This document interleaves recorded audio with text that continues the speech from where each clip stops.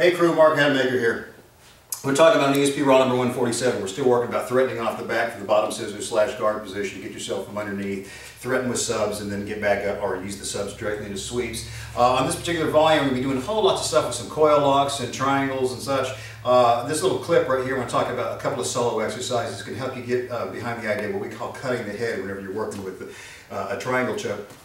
And obviously on the actual DVD itself, we'll run you through the actual physical drills with a live person we're talking about. This kind of gives you the idea of the cutting, what we're talking about, how to use the power a little bit more efficiently, at least we think so. First off, often whenever we do with the triangle choke, we know to really, once you get the legs locked in, the short tail, the long tail, the legs pulling everything in, pulling the heels tight, the ass, make sure we're not on the toes or the ankle, make sure we're using a good tibia lock back behind the knee to make sure that lock is really nice and tight with the figure 4. And then we know on top of that, to strengthen the motion there, we know that we want to pull the head down. But I want to change the idea away from pulling the head to cutting the head. By that I mean just as we do with the arm bars, where we don't use any soft levering, no palms on anyone at any particular time. When we're pulling on the back of the head, often we'll see people reach up, stack the hands, or two hands stack and pull on the head. What I want to switch you off to is thinking about taking the cutting bone, the inside cutting bone of the wrist, just like we do with most of our other wrestling material, turning it over and setting this up into a palm-to-palm grip. No thumbs included, so we're going to kind of keep here palm to palm. So it's actually this inside cutting bone which will be hitting the back of the head. Right here in that occipital bulge at the back of the head,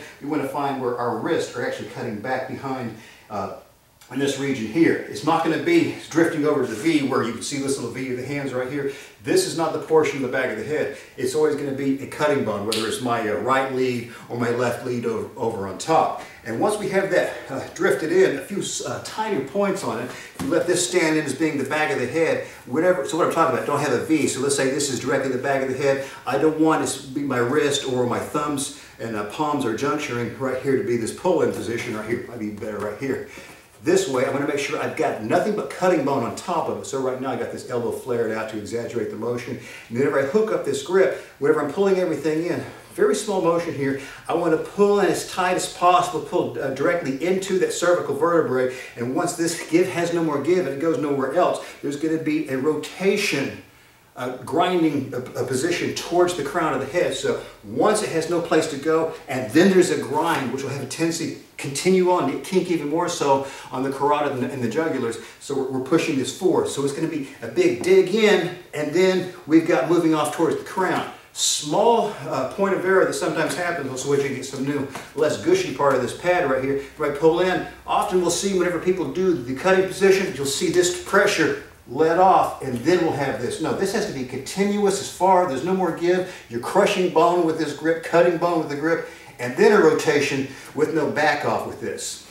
The other thing that's very important, whenever we're just pulling on the head, there's a tendency primarily to be thinking of, there's some lats involved, but a lot of it turns into a bicep thing where you see the elbows are pulled out when we were pulling in on the head in the triangle. I want you to think about, once you lock in your cutting grip, with all the other mechanics being in play, that you're pulling your elbows nice and tight. So whenever you're pulling, you're thinking about your elbows doing more of a row position, and then rather than pulling out or just straight from the biceps, as if we were on the pull-up bar. This is just doing a standard grip, not doing with the cutting grip here. So to me thinking about this pull on the head, I don't want it to be with my elbows pushing out and me pulling straight down. I want to think about my elbows pulling back towards my floating ribs. So whenever I'm pulling, it'd be as if I were taking my chest up to the bar, or whenever we're cutting on that head, we're bringing those elbows in. So in other words, if I flare my elbows out, I'm not going to get the same elevation going up, and I'll have the same, by same token, I have much less power if I'm pulling that head in. Obviously, we're trying to make that triangle choke as hellacious as possible.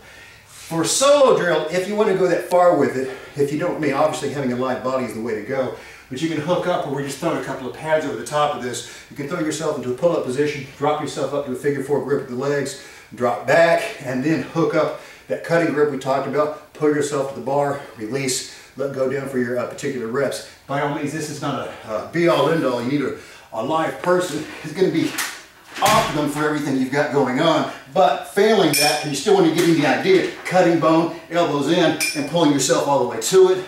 Bring it out, all the way back in, hook up your opposite one, make sure you're not using that V, and pull yourself all the way into it.